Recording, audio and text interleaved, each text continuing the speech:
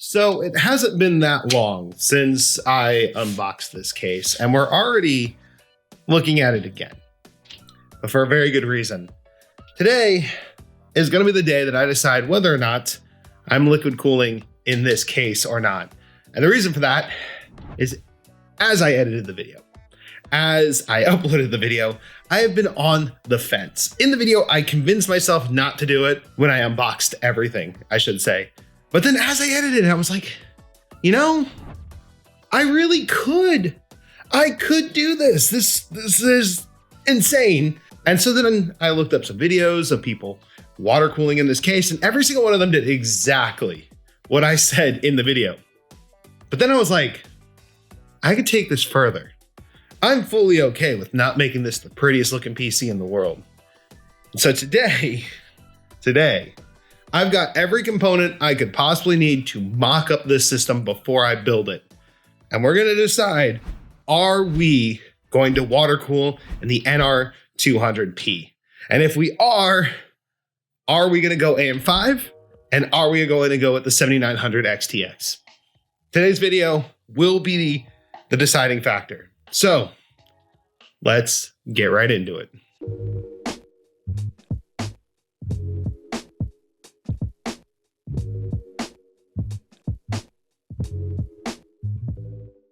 Hello and welcome. My name is Wolfie. You're watching GreaterThanPie, and today I may be going off the deep end. So in front of me, I have my purple NR200P.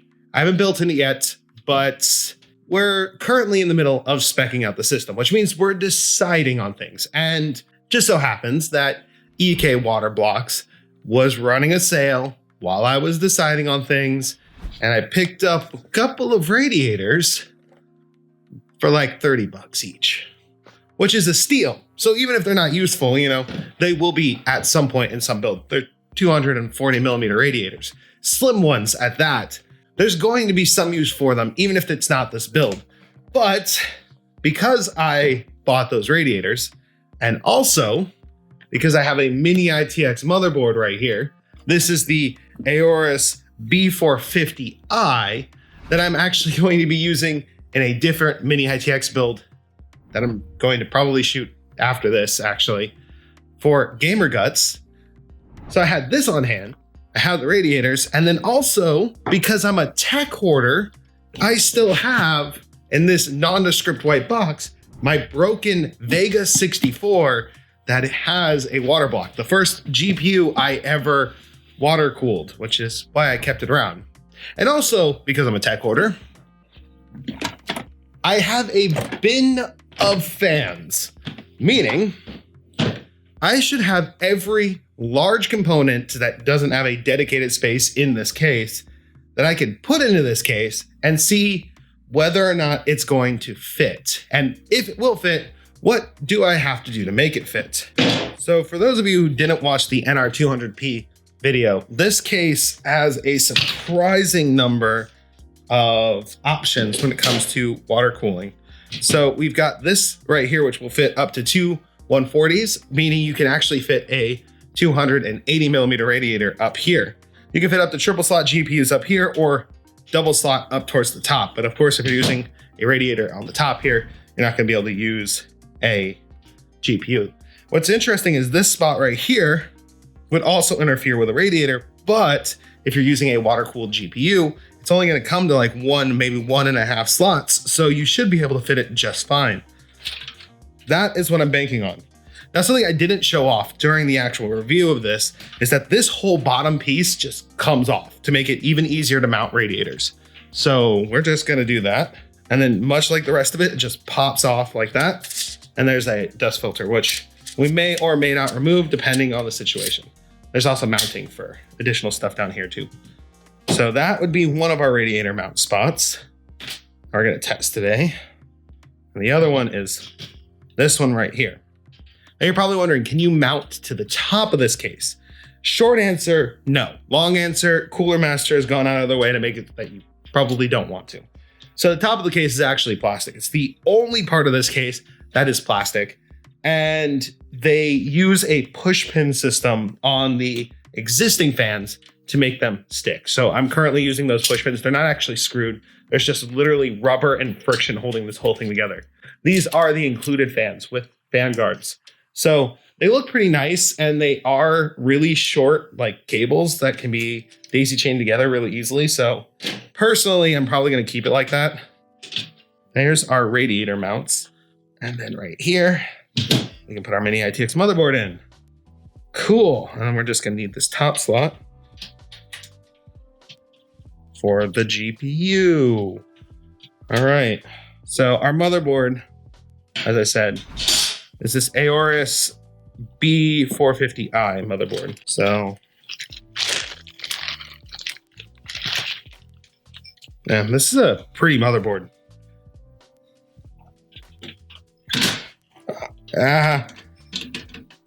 It's fine. It's fine. Everything's fine. It's good. See?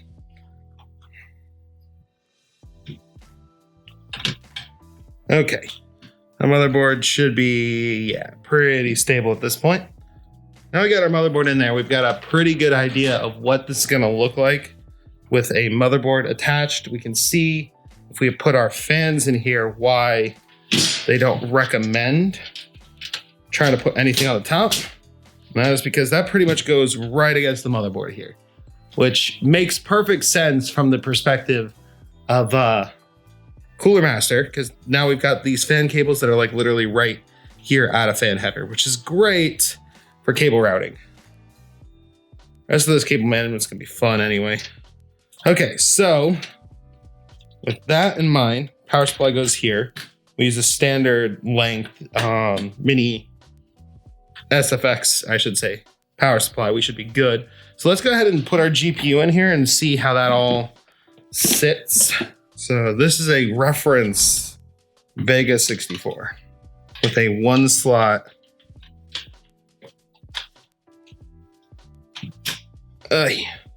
bracket on it from EK. So this is pretty much the best case scenario for any water block that we add. Granted, the water block that I think is going to go on here is specifically one that, like, I'm pretty sure I know what GPU I'm buying and I know exactly what water block is going on here. So it should be identical. So this is a pretty good mock-up of what a PC would look like in this case, as you can see. Which, if we put our radiator bracket in here, I think this is like this. No, I always forget how this goes. Like this. So we put our radiator bracket in here. You can see that the radiator actually goes right into this other chamber, and then the other radiator comes in right here. So let's prep our radiators. I'm going to prep them with fans so that in the event that we actually use full-size fans, we'll know if they'll fit. So this right here is a slim rad, which means that it's already like the thinnest height you can at least get for EK. So if we line this up, push this in, we can see that we have about a fan's worth of height clearance here, which isn't a lot. In fact, let me see if a standard fan will even fit there.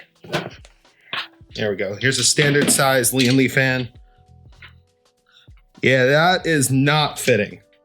So we're gonna have to get slim fans for this, which are gonna be half the height of this. Luckily, I can get some Noctool ones, which should be pretty good.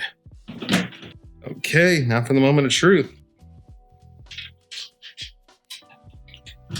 How much room? Well, that will fit easily. How much room do we have up here? That is the question. Okay. So the trickiest part is going to be literally hooking up these tubes with this radiator here. So let's pop off the top and see how much room we're working with.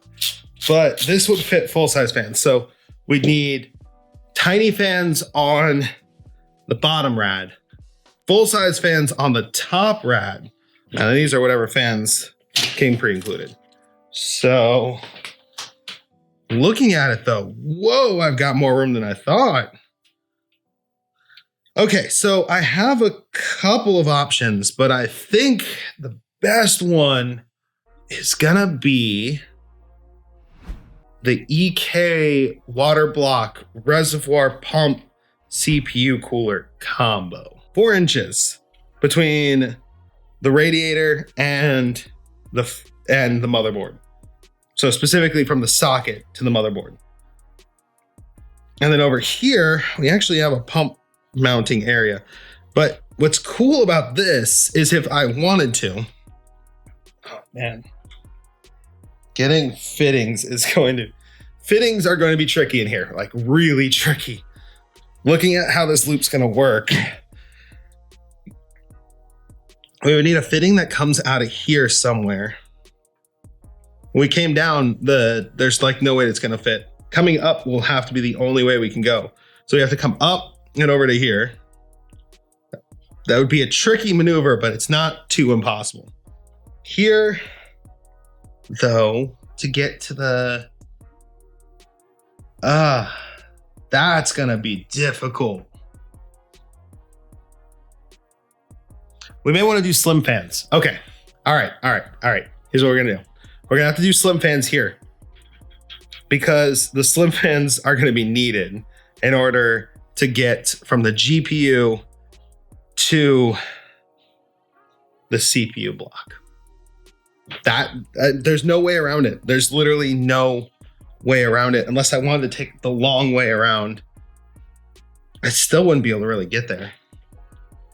This just does not have much room at all. So if we had some slim fans, or if we could offset this upward, which we can't because it wasn't drilled that way, but could we make an offset? We could probably make an offset. Yeah, let me see if I can raise this up and make it secure. That's gonna be the trick here. Because if I can raise this up over to here, just a little bit, right? Because there are some holes up here. I can get a little bit more room for water cooling. So then we put that there, and now we have more than enough clearance to get our fittings through. Oh, I am genius, I guess. And with the rest of these like mounted here, this is gonna be very secure. I'm not as worried about that because if we just put in a couple of these, all we would need is a washer, really. That's all we would need. So washer, and then we can secure the back of that nicely without too much issues. Our top fins still have room. If I have to lose the top fins, I have to lose the top fins. That's it. I'm gonna have more than enough airflow going through the bottom and through the side here that if I didn't have them, it's not the end of the world. But I think because this is gonna just sit exactly where the 140 would, that the top fan should work. Let's see. And they do. They just fit. That's a dense little system though. Oh my gosh. This thing is gonna be crazy. But now I have enough room to get my tubes in and out of here, which is perfect because I'm gonna need them from here. So the loop is gonna go from here to here, 90 to 90, then probably 90 out of here, or even a 45 out of here to the CPU pump block combo. From there, we're gonna have to do the sketchiest mount I think I'm ever going to do. I think I'm gonna 180 this radiator so that it works better for this. But this is gonna be, this kind of mounts on a hinge like this. So we're gonna have to like mount this. Oh no, probably like this. So then out of here into here, and then from here back to here. Now that's gonna be easy. That's gonna be 90 to 90, not too hard. The tricky thing is gonna be balancing this on here while it's mounted. So I think keeping the tubes this way is gonna be perfect because then we can just go 90 to 90. So come out of there, come into there. Or actually, we'll figure it out. I probably wanna use this closest port entirely for the these two, just because this is gonna be difficult to mount anyway. So just having the tubes here would be better, I think. Not sure. I've never done a build like this, but this thing is gonna be sick. So We don't have to switch to slim fans, but I think I might. I'm not sure. Could switch to slim fans there. I mean, I've got 4 inches, so let me run some calculations and see if the pump block reservoir combo thing is going to work. And I still may have to lose one of the top fans anyway in order to get that thing to work. So one second, let me figure this out. All right, I did the math. I converted 4 inches into millimeters, which is about 101.6 millimeters. And I only need 55.5, which means I have just under 50 millimeters extra with full-size fans, which I might do because then we can get some high static pressure fans, probably some Noctuas, right in here, put some fan grills on them just for cable safety and tubing safety. Down here, we can get some Noctua slim fans. And then it looks like we're going to be able to pretty much keep this entirety. But if we have to, we can remove one of these fans up at the top. Or I can buy 2 more slim fans. And I looked, there is a way to mount fans up here, but it requires that you remove this mesh panel to do it. It's not an intentional design thing, but it can be done. So, yeah, I think we're doing it.